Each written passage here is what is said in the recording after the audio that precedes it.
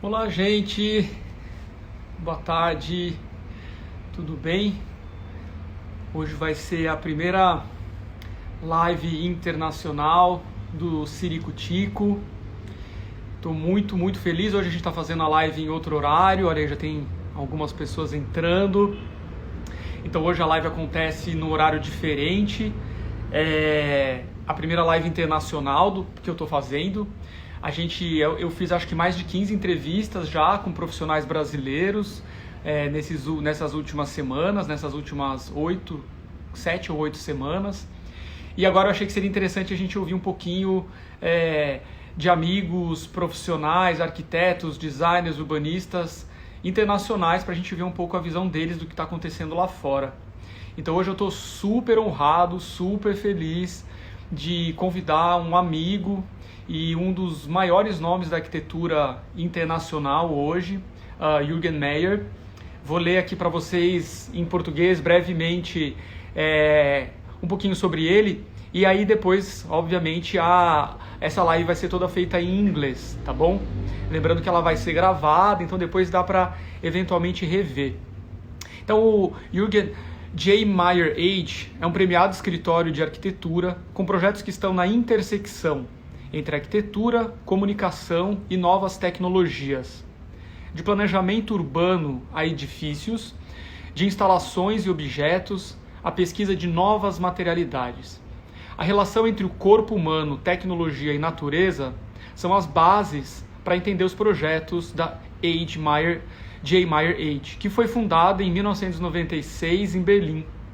Em 2014, entraram 2 sócios para a empresa, que são o André Sander e o Hans Schneider. Bom, Juergen Hermann Meyer, que é o nosso convidado, ele é alemão, nasceu em Stuttgart. Estudou arquitetura na Universidade de Stuttgart, na Cooper Union, nos Estados Unidos, e na Universidade de Princeton, também nos Estados Unidos. Seus trabalhos já foram publicados e exibidos em todo o mundo e fazem parte de diversas coleções, incluindo o MoMA de Nova York, o MoMA de São Francisco, o Instituto de Arte de Chicago, a Kunstbibliothek de Berlim, o Architect Museum de Munique, além de várias coleções particulares. Ele é membro de conselhos consultivos como na Princeton University, na Bauhaus em Dessau e na Flusbad em Berlim. Bom, vale destacar um projeto dele que eu tive a honra de visitar ano passado, era um sonho conhecer esse projeto, vou falar um pouquinho dele hoje com o Juergen, que é o Metropol Parasol em Sevilha, que é um projeto de 2011, e é um projeto que revolucionou a história da arquitetura. Ele é um marco, né? A gente pode falar de antes e depois da arquitetura a partir desse projeto. É a primeira grande estrutura urbana paramétrica fabricada digitalmente em madeira. É um sombreiro gigante, é muito fascinante, pesquisem para quem não conhece. So, Juergen, I think you're already here, so I am inviting you. Yes, I see you here, so and now the only thing you have to do is accepting this invitation. Hello. Hey, how are you doing? How are you doing? I'm good. It's so nice to see you. Thank you so much for taking this time to talk to me and to make this live, Juergen. Really honored and excited to see you and to talk to you, my friend. Yeah, this is exciting too, because I had to figure out how to make this work. I had some technical issues, but now everything is fine. Let me know, is that your first live? No, I just had some problems with the microphone and the iPod, so I think now it's fine. But you did previous lives before? Yes, of course. Okay, good. So yesterday I was making my research about your work, and I found the book you gave to me, and this book celebrates our 10th anniversary, because you gave me this book in 2010, and I remember 10 years ago when I first met you, I went to your house and to your studio to make an interview for my first TV show, and I was 10 years younger. I was so nervous and I was so excited. It was also my first international interview, which was a big pleasure. And then from that point, we started meeting each other in the most random situations, in the most different countries, right? I remember yesterday we met once at the stairs at the Victoria and Albert Museum in London, randomly. And That's then true. in 2014, we met in Beijing, China, also by coincidence. In 2015, you came to São Paulo, and I had the honor to host you in the Expo Revestir in your talk, in your lecture. Then I think the last time we saw, it was 2 years ago in this very special trip to Basel, which we had the pleasure to visit the center of the anthroposophic from Rudolf Einstein. It was 2 years already. So I think we have good memories. And I want to say that every time I'm with you, I'm learning. Every time I'm with you, I grow up as an architect. So it's always a pleasure to talk to you and to listen to you. And I also have this You're very generous, Guto. And I'm very excited because we have this official, now we can officially announce. So you were nominated as the designer of the year here in São Paulo for the São Paulo Design Week by Boom SP Design. So I see Boom SP Design is here already, Beto. So I'm really excited, which means you might be coming to São Paulo. I mean, not soon, but probably in the near future. And hopefully, I can't wait to have also projects from J. Meyer H here in São Paulo. So yeah, this is exciting. No, this is exciting. Also, when Beto contacted me to tell me that I was selected as the designer of the year for the São Paulo Design Week, this was a great honor because I'm coming now to Brazil for many years. I have so many good friends, and you are one of the dearest ones. So yeah, I was looking forward to join, the whole energy of design in Sao Paulo in August. And now with the virus, of course, things become a little bit more critical or time sensitive. So it might happen maybe later in the year. But anyways, it's a good feeling to have, to be selected and to be connected to Sao Paulo. That's great. I'm really excited that you're probably coming. I mean, you're definitely coming. I think we're probably going to have a lecture or we're going to celebrate your work here. So that makes me really happy. Congratulations for that. Thank you. Beto, I know you're watching us, so amazing choice. Again, I think everybody's really excited. Yeah, this is actually the moment when we announced it officially. We didn't know really, or Boom's SP Design didn't really know when to really make it public. But I think this is a great opportunity to announce it. And yeah, let's make it a celebration of the whole year for design in Brazil. Absolutely. So I want to talk to you a lot, of course, about design and architecture. But first, let's go to the micro scale. I mean, this is the first international live I'm doing. So I'm curious from now to listen from friends, from architects and designers, how's the situation in their life and in their studios. So I would like to know a little bit about Berlin. How was the city during the quarantine? How was your office? I don't know how many people work with you now, but how is this people? How did you manage during this quarantine to make work happen? And since you have a very global work, you've been working in different countries, how do you feel it's been affected? Could you give a little, just a brief resume about what's happening there? Yeah, I mean, this week is basically the first one where things become a little bit more loose and people are sitting on the streets again. The restaurants are open. Of course, you can eat only with distance and with a selected group of people, but it is a moment where we feel the first weeks or months of being locked down are over. But of course, it's a critical moment because we don't know how loose things can get and how easy we can actually deal with these things before it might affect again the rise of the infection. So it's a short moment, but also a very critical moment, and we'll see how things go. We didn't really have big issues with our projects that we're running because architecture is a slow cruise ship, so once it's on the move, it's also difficult to stop. But people who were involved with hotel plannings, they had shortages or things were kind of a little bit more critical. Of course, working digitally online from home office became a new issue. And I think we're learning every day how that works, how we get accustomed to it. So it feels a little bit more quiet in the office, but actually there's more energy now with all the digital tools and communication media that we are using. And that's also very tiring. But on the other hand, all our clients are very supportive. They all want to continue with the projects. Right now, we are more focused on projects in Germany and in Berlin specifically, which is also for us a new experience. So we don't really have at this moment constructions internationally. So we'll see how these things will continue. But so far, we were very lucky. And that's also what I hear from colleagues here.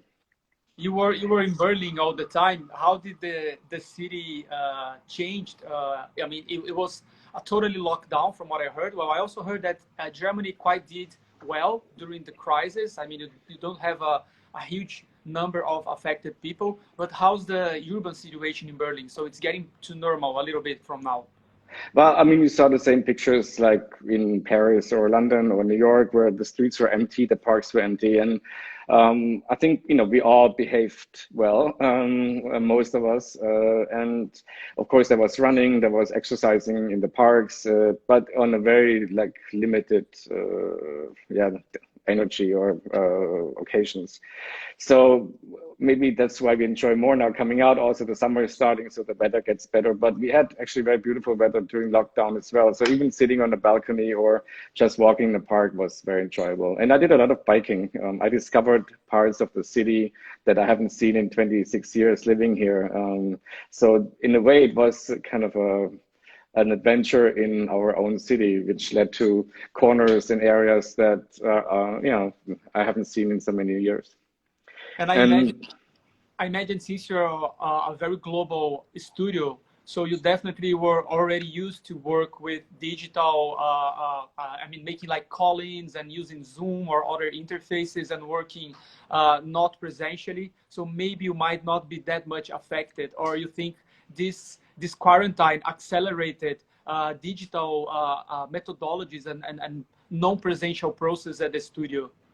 Yes, of course. I mean, we didn't really have home office before, and I still believe that there is a certain energy that you need in like being physical together in groups and have spontaneous exchange, and that cannot be replaced by online conversations or Zoom or, you know, talks on the phone.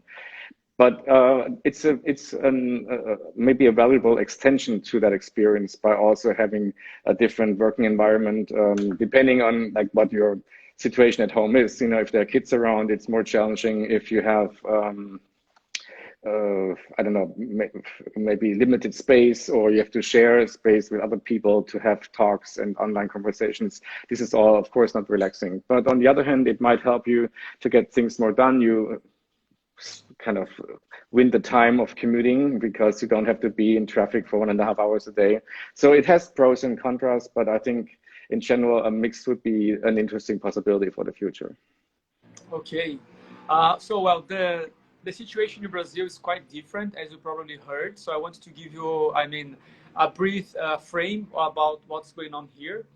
So as you know, inequality is one of the biggest issues we have in Brazil.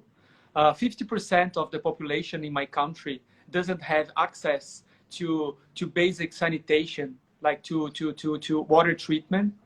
We have a little more than 13 million people living in favelas in Brazil. So inequality is a huge issue, and of course it's highlighted more than ever now. We also are very unfortunate because we have this president which is a total lunatic and a horrible person, which a huge lack of empathy.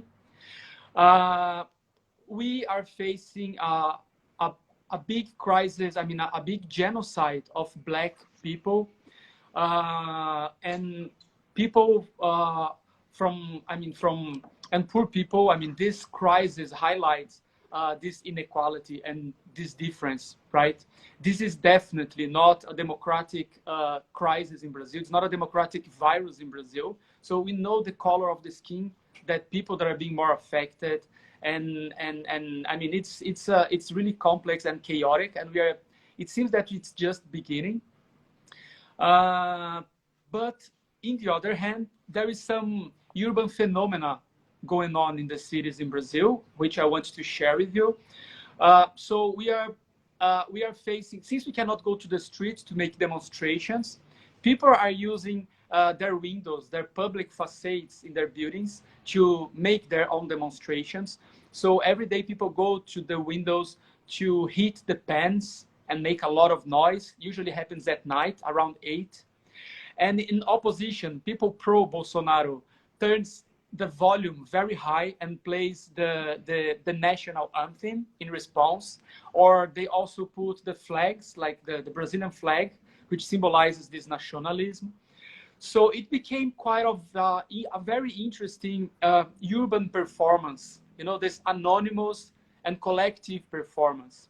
This also, it's interesting. So it's happening all over the big cities in Brazil, mapping projections in the facades, playing content related to numbers of the corona or images. So artists and normal people are being, they are expressing themselves against Bolsonaro using architecture. So somehow they are creating a new form of activism, a digital activism. I would say a new form of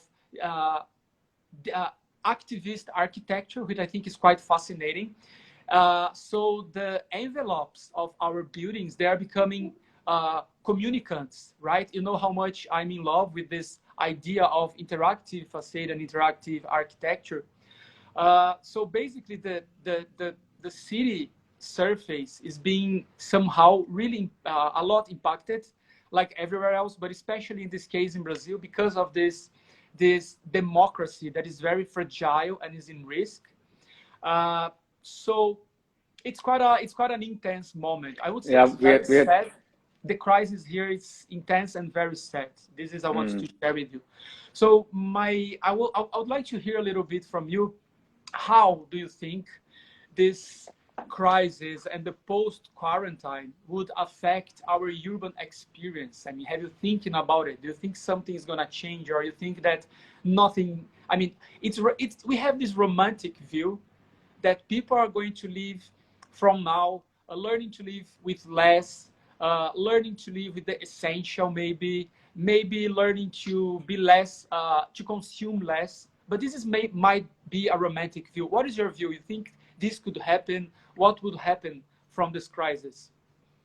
Well, of course, there's so many specialists out there now all of a sudden who seem to know where the city needs to go and what will change. And we saw cities going through transformations in history, you know, due to, you know, viruses, infections, crises, wars, fires, and things like that. So this, of course, will leave some mark. But I think it's too early to really see what's long lasting and what is, you know, something that might disappear again. It was sort of change of the moment, but also maybe it's okay that it was only happening in the moment. We had similar activisms, like you said. There was an opera singer in our neighborhood who was singing every evening at 7 o'clock from his balcony to, you know, just like stay in shape, you know, practice and share his talents with people who wanted to hear him. Of course, there was clapping on the balconies at 7, which I thought was a little bit of a strange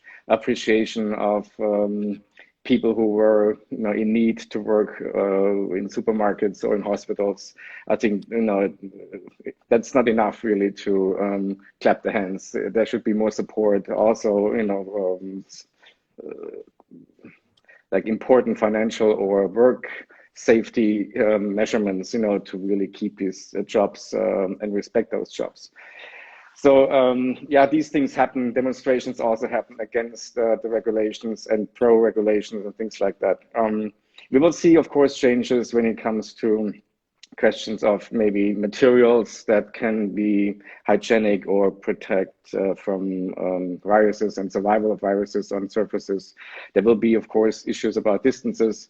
I hope that there will be changes also in the medicine, and I think that's maybe the most powerful one to help us understand how we can fight that situation and maybe live a life with being close to each other and being connected with each other. And of course, there are digital changes that will happen. But I think it's a mix of all of these things, and to jump right into kind of also very diagrammatic, cartoonish proposals on how a social distancing happens on public spaces now, or how, I don't know, there's a access into the countryside. I think these are all very spontaneous reactions, but we'll see how this will continue in the future. So I'm actually very hesitant to make precise and kind of diagrammatic proposals. I think it's too early to do that.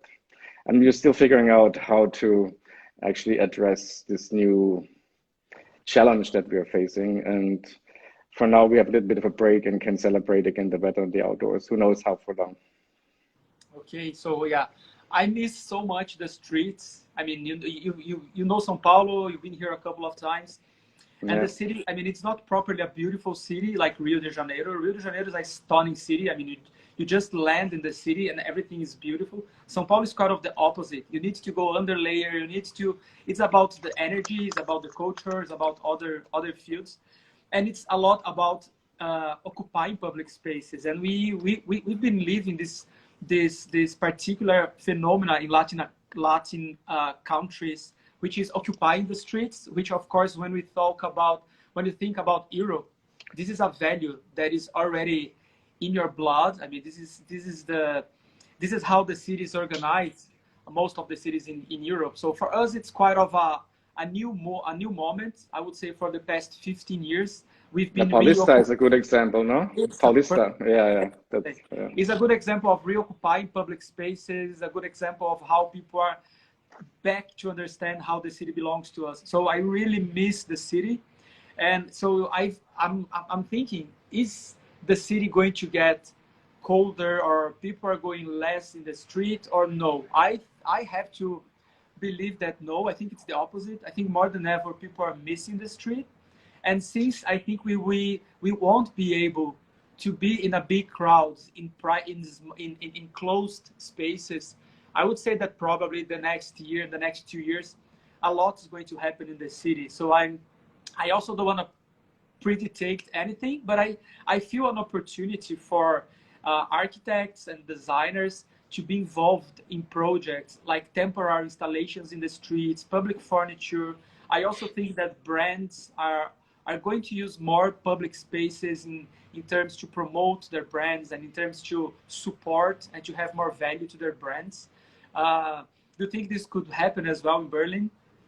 Well, I think I'm more concerned now to see how a lot of small business can survive, and how places where we like to enjoy, a group and to be close with each other, like clubs, restaurants, bars, even movie theaters, performance spaces, all that I think is very challenged now.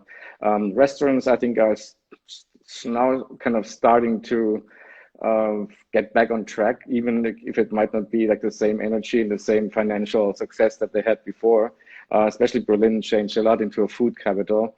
But also, I don't know, a lot of things that we took for granted, to go out, to just like emerge into the streets and share moments with friends and in groups, that will be not so possible, I think, in the next couple of months, years, I don't know, but it really also depends how long this situation is continuing. If it's another 2, 3, 4 months, then it might be, something that we remember as a serious moment in our lives, but then things might get on track. If this continues longer, it will have serious effects. And of course, then also on the liveliness of the city and how people can start to develop alternative shops, stores, shopping experiences, food experiences, services, and not just give everything to big chains and big companies who seem to then control the whole, business with strategies that.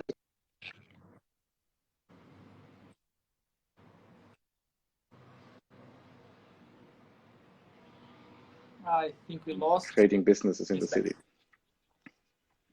Okay, yeah. Today I saw this weird image from Domino's Park. Apparently, it reopened yesterday in New York and in Brooklyn, and they made these circles to delimitate the space between people in the park.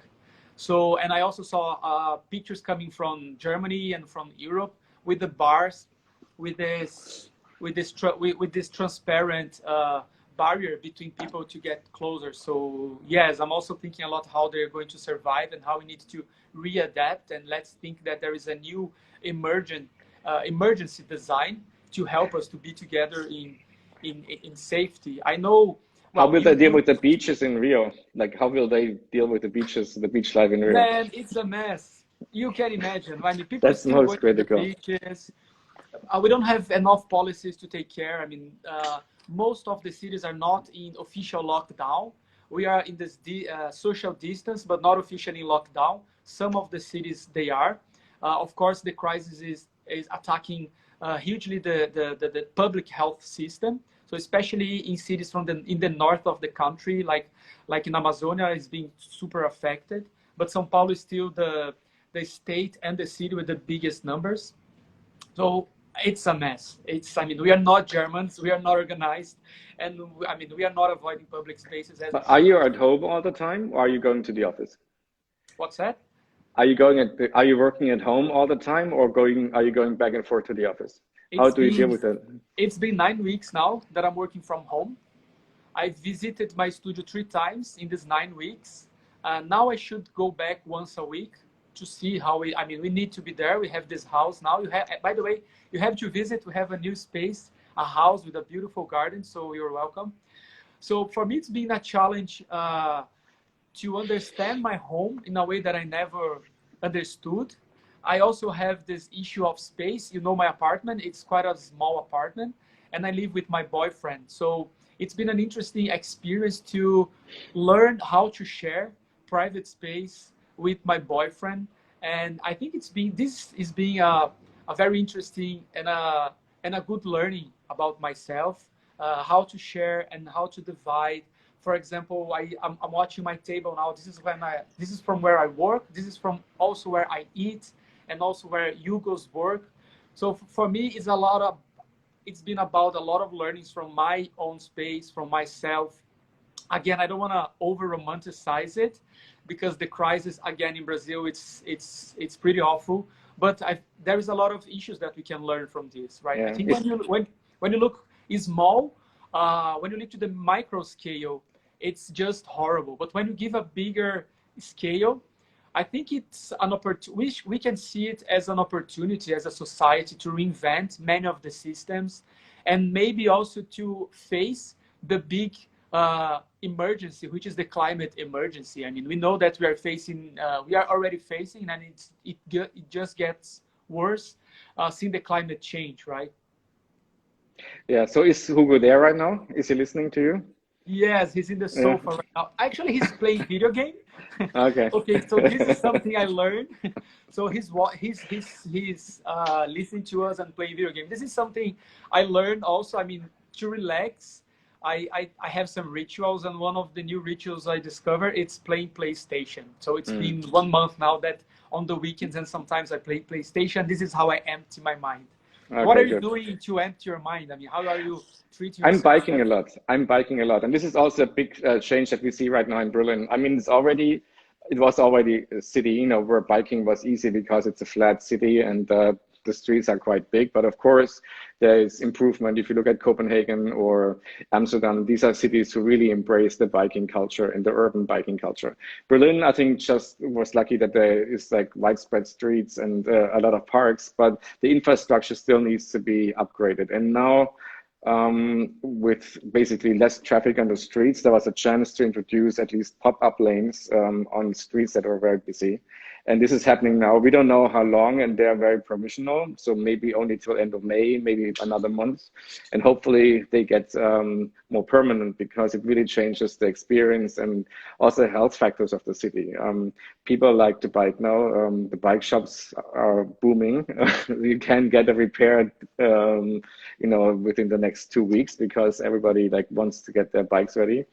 So that's a fantastic change, which wasn't possible to imagine before the virus. So there are also positive effects, of course, but it's a serious issue for many people. And also, I haven't, been able to really see friends, also friends who are older, because you want to be careful.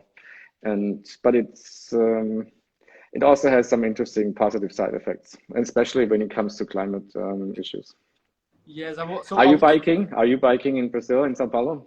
I'm biking. Well, I'm avoiding to go to the streets, but I biked 2 weeks ago with Hugo, and we did a 3 hours biking. We went to historical downtown, and what I saw there was a horror movie with zombies, the city is destroyed in the city center, unfortunately.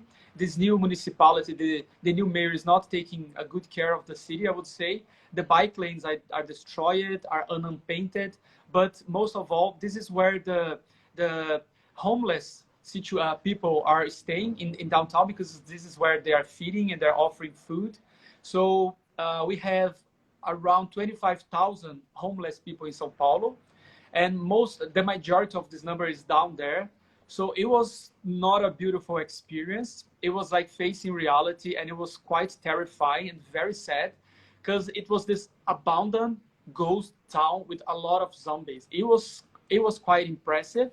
So this is something that is more and more in the media now. I mean, we know about the inequalities in Brazil, but now media it's showing more and more. So there's also interesting things happening. So more people are helping each other. I would say there is a wave of empathy.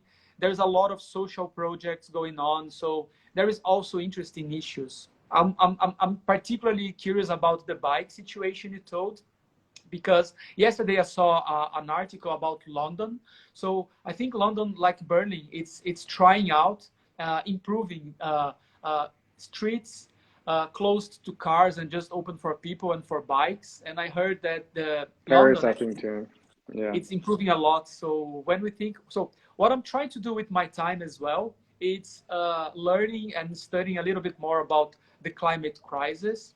And we know from the Paris Agreement from 2016 that says that we should cut in 0.5%, in 50%, the emission of green gases by 2030, so in 10 years. Then we should cut in another half, another 50 by 2040, and we should zero the emission of green gases by 2050. We know that if we don't do that, it's going to be a game over for human species. So if there is any way of surviving as human species, you know, that is changing a lot how we deal with the city and how we deal with, I mean, basically with everything.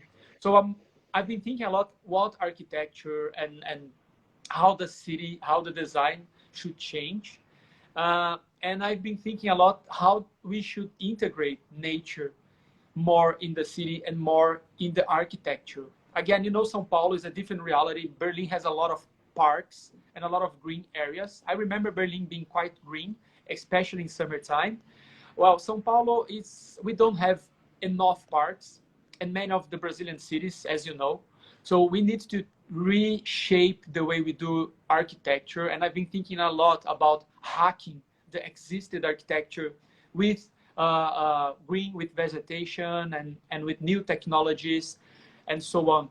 Have you thinking about sustainability? How do you deal with sustainability in your work? And does this period of quarantine accelerated new ideas or innovation concerning sustainability and the future for you?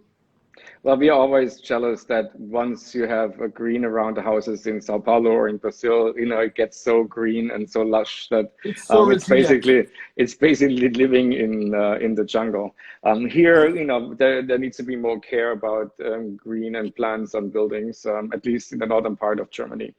And it's just part of the climate, and we don't have that kind of luxury that you have. But green building as a sustainable building or an ecological friendly building, you know, is part of a long history in architecture in Germany, maybe starting in the 70s already. So the regulations are quite strict, and of course, you know, we have to have triple glazing and insulations. You don't have to have that because just the weather conditions are different. Also, the way we work with heating or how we use energy harvesting, you know, from sun, wind, or even geothermy, you know, from water and the earth. That's all part of our repertoire. And of course, it becomes more and more kind of developed and serious. It's always an issue of the budget and how much you want to invest. It's not that I am really for like high tech in buildings. I'm still looking for like a low tech, reasonable solution that makes sense. So it's not just an issue for itself, but it should make sense in an overall investment also in a building to make it sustainable. So yes, that's part of what we need to do. But on the other hand, I think it's more the behavior that also needs to change. We all are specialists in flying around the world, you as much as me.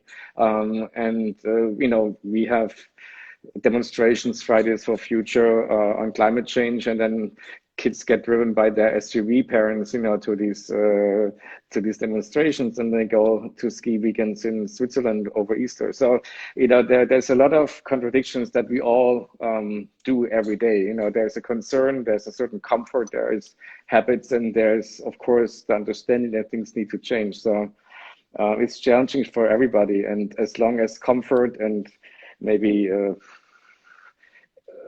saving or budgets are not attractive in terms of making these changes, then it will be difficult and long lasting, and I don't know if we'll make really the changes that are necessary.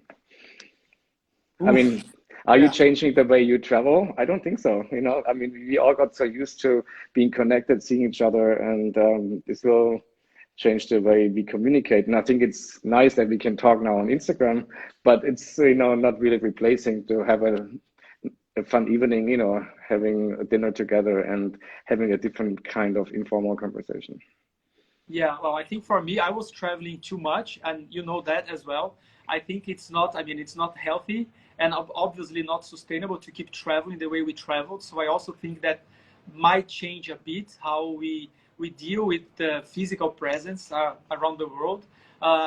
In the other hand, I'm quite excited to have this time to talk to friends. I mean, I've been doing this live session, so I'm having the opportunity to talk to people that maybe I might not be talking like we are doing right now. I mean, for 1 hour talking about the future and so on.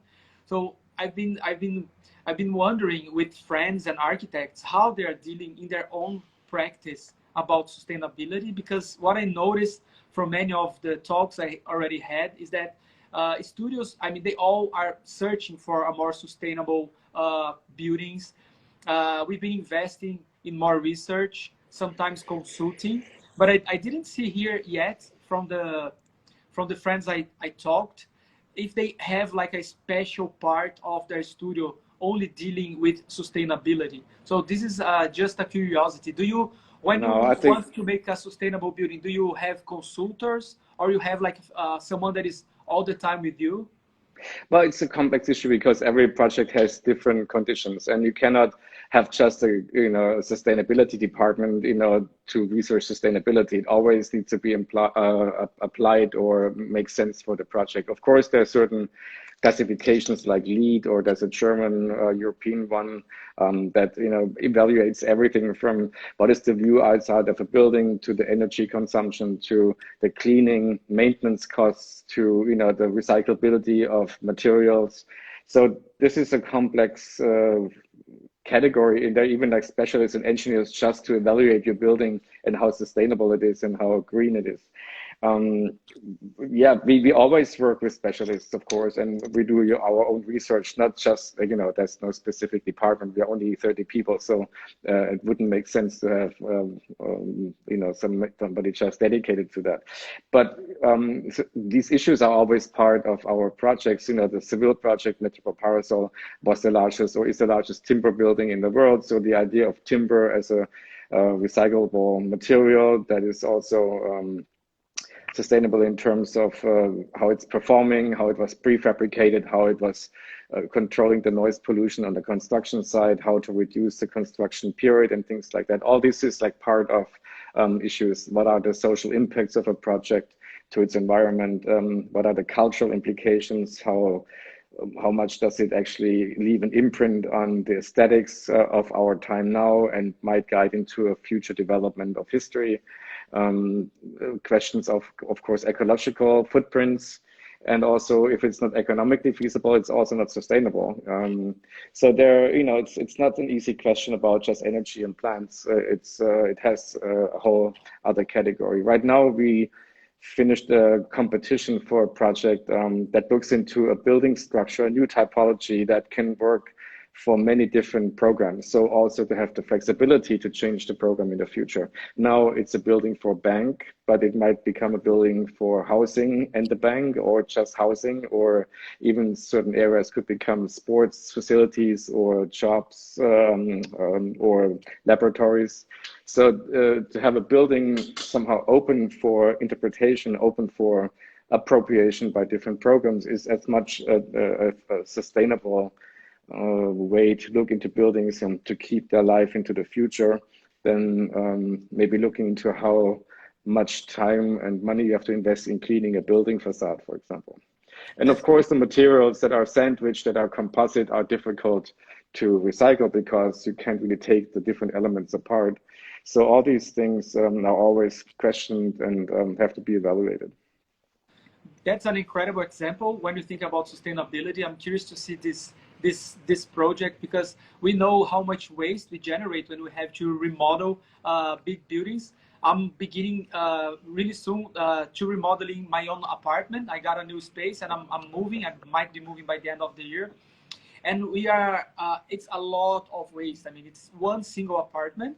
And of course, I'm facing a lot of issues concerning this apartment because I don't want to waste all this materiality. So when you think about how architects can create systems that could readapt for future programs, this is an incredible way of dealing with sustainability. Yes, agree.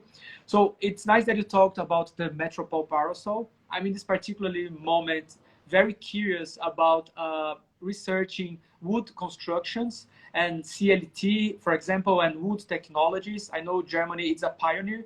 Germany is a pioneer in this issue as well. So we've been researching recently in the studio. We are finally developing our first house. It's going to be the first house from my studio, so I'm really excited. It's going to be all in wood. And so last year I was in Sevilla with Hugo, my boyfriend, and I was super excited to finally visit the Metropole Parasol, which I've been studying and seeing pictures for many years now. And I can tell you my experience, which was fascinating. So when I arrived there, first I was obviously fascinated by the shape. I never experienced such a immersive parametric and timber experience. So I was shocked. But then I started checking the different scales. So shadow, like light and shadow, the way it was changing and the way it was creating this pattern, inviting people to occupy. So finally I started walking around, and I took, like, I would say I stayed there for 4 or 5 hours just observing. And it was so beautiful because it was just a regular day. There were no big events or not many tourists, not big demonstrations. So the citizens, they were really enjoying. So I saw like people, couple huggings. I saw there was a cute group of teenagers like dancing with music and practicing dancing. There was a lot of skaters, of course, tourists. So you created somehow you empowered the citizens with this structure. And I know that one of your passions is making projects that deal with this very specific space in the city, which you can integrate. You can integrate the environment, you can integrate the culture, or even create new culture and new atmospheres like you did at the Metropole Parasol. So it was one of the most impressive urban experiences that I had, and I have to share you that because we didn't meet after that. And so I would like to know, can you give some spoiler from projects or urban? You've been also doing urban installations, temporary installations as well.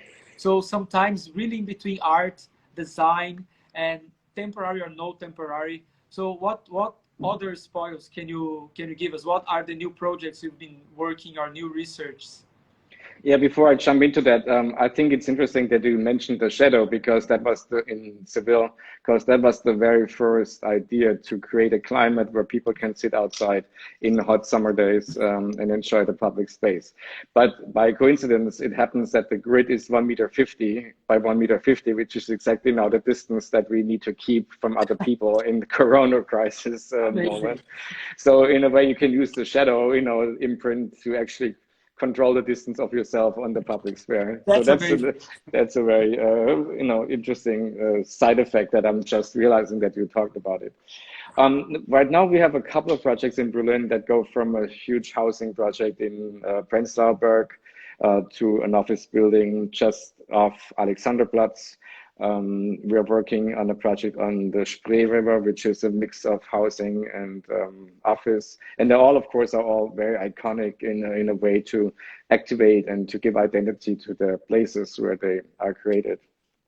We're working on a project in Potsdam, which is the oldest building from the German train society, from like 150 years ago. And we are extending that into a digital hub and a creative campus. The old brick halls, become kind of infilled with smaller units, and then we have two buildings adjacent to that. So that becomes a quite, I think, important cultural and digital activator for the city. And then we have smaller interventions, an art gallery space that starts construction in August. We have a project in Brazil, which is a kind of a club and an entry building to a housing complex that's near Florianopolis. So hopefully that will continue. I think it's on hold right now. And also projects on Canary Islands. So it's a very nice variety on investigations, from offices, also for a digital company who works on software for logistics, also with timber, research that we did. So it's not getting boring. It's all different kinds of scales that we like to enjoy. But it's a lot in Berlin now, so you have to come back. I can't wait to be back. And this is actually where I met Hugo. So I met Hugo in Berlin. This is how we met. So definitely Berlin is in our heart. We are getting married next Friday, so in 2 days. So I was going to ask, can you show him? Yeah. Can you turn the camera to him? Hugo, say hello. Oh, there he is. Hi. Okay, come back to Berlin. So yeah, we were talking yesterday about it. Back to Berlin. You are also passionate by digital technologies, by new technologies, and I love the way you deal with technology, because in the end it's not about the technology itself, but it's more about the medium and how you deal with this medium to create the concepts and to talk about what you want to talk. So are you investigating, something concerning new materials or new technologies for architecture that you could share at this moment? I'm really curious to ask you that. Well, there's always aspects of interactivity, but at this point, I think it will be more elements that then communicate the building to the outside. So the digital campus that we're working on, of course, will have some interactive elements on the facade and with light that I think are important. Maybe also acoustic, like stories that you might hear of the building that become part of your experience of the building. When we worked on the Times Square, XXX, Times Square with Love, it was also an aspect how being on that specific place can be communicated with your own social media, with your own profile, with your friends, or even like to the world. So it's a second life, or like an additional life that comes with the real physical one that ideally we would like to see and build always together. But the first anchor point is the construction, is the build work, and then you have this kind of communicating cloud, this aura, this halo, this digital halo of a project. Maybe that's the best way to describe it. Amazing. Yeah, I experienced the XXX in Manhattan, and it's also, because in the end it's such a simple idea, and this is what I love the most about this urban furniture, because it's like a mix between urban furniture and a sculpture, so it's between art and the city. And there was a line, so people were waiting to sit there just to have this different experience. Experience in terms of how they sit, how they integrate to each other, and the opportunity you gave to them to invite these people to watch the city from a different angle. So yeah, I love how urban design and how urban furniture can change our experience in the city. So again, I think it's another opportunity to work for the next phases after the corona, right? And what are the experimental projects that you're working on, the digital pavilions? Are you planning something that deals with the Corona situation right now in Brazil? Well, we are developing an app with a company called MediaDub, which we are revealing in less than 10 days. Hopefully, everything is under control so far. So it's a very simple app, but it's the continuation of our research on biofeedback and heartbeat, as you know. So this app, the idea is that you think about someone you love, and we collect your heartbeat rate, and then you can send it to this person. So in the end, it's just an art. You can listen to the heartbeat in real time, and it vibrates as well in real time. So we thought that could be because the isolation here is gonna take longer, and people are feeling very stressed, of course, and sad. I mean, we miss the people we love. I mean, we miss hugging. You know, Brazilians are a very huggy people. I mean, I miss hugging my friends and of course my mom. So we thought, what if we could deliver a virtual hug? I mean, there's nothing that will substitute a proper physical hug. But you know, when you give this proper hug, then you feel the heartbeat of the other person. So I thought, what if we could share, right, my heartbeat in real time for a person that I love? So this is something this is the first project we've been developing during the crisis. But I also want to share with you a new immersive installation that we were able to experience only for 5 days before the quarantine. So they closed the museum, but it's an immersive installation that we plug different sensors. People are seated in a circle, like in a table, and they listen to the stories, and we collect their emotional biofeedback, and in return, in response, we have this mapping projection. So I say that it's quite of a emotive digital painting that is painted in real time through this emotion. So I'll share with you. I'm excited with this research where, you know, I truly believe that technology can invite us to be closer, to look into our eyes and to be together. I also believe that empathy is one of the most urgent things we should deal and research and stimulate. And I think technology is a great opportunity. Well, I'm looking at your vase, and I think it's the history of your grandmother, right? That actually defines the shape and the kind of the curves of the building. So I think it's interesting that you usually start from something that's not physical and make that into a physical object, even if you can still, you know, there still remains a secret of like what the story is, but you see something happen to that object, either the chair, you know, the Dino Bombardier chair or the vase. And for us, it's more or less the other way around. It's a building and the history and the site that then becomes a certain extra, you know, cloud or halo, as I said before, as a digital, as a non-physical environment. We should do something together one day. Yes, exactly.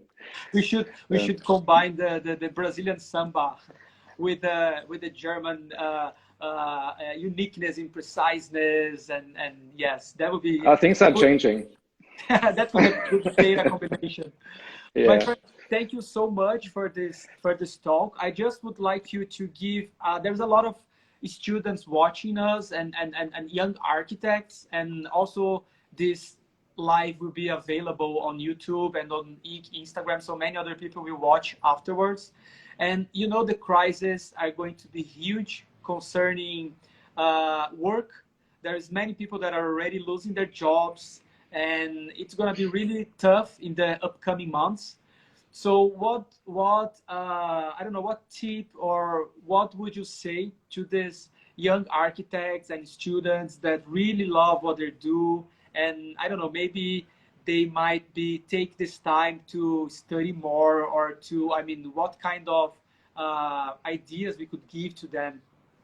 There's always mean questions, you know, because of course everybody has like different needs and solutions. So I hope, you know, we can survive this financially and in healthy situations. And breathing, running, getting air inside you is maybe one of the most important facts to keep your brain active and your mind free.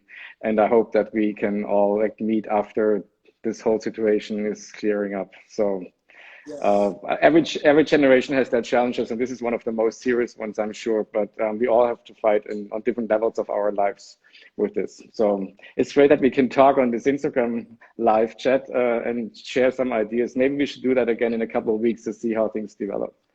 What is this image on your back? Are you in the studio or are you in your house? I'm in the studio, and this is a 3D print of research, that's going on for many years, which is taking these data protection patterns of the inside of envelopes or data when you get PIN numbers from the bank. So it's a camouflage of personal information. So this one is enlarged and 3D translated and then 3D printed. So it's a picture. Let me see if I can change this a little bit here. I can't wait to go back to your studio. How many people are working with you now? We're about 30 people, so it's a good, nice size and a very fantastic energy that we have here. Yes, so my friend, it was really, really good. Thank you so much for taking this time. It was really good to see you. Thank you. Enjoy your wedding. Yes, on Friday. Yes, and I also want to invite everybody that is watching us next week. I'm having this incredible architect called Gabriela de Matos, and she created this very interesting and important group called Arquitetas Negras, so Black female architects. So she's leading this movement of racial issue in architecture, because again, we have 55% of Black people in Brazil, and they are not occupying spaces of power. And of course, the majority is not occupying architecture. So next week, I'm going to talk a lot about race and architecture. So I think it's going to be super interesting. It's going to be in Portuguese, but I can tell you later. So I hope I can see you soon. We can have some wine together and we can keep talking. So thank you so much, my friend. Thanks for the invitation. Enjoy and happy wedding. Bye. Tchau, tchau. Bye. Bye. Tchau, tchau, gente. Obrigado. Até semana que vem, quinta-feira, às 19 horas. Tchau.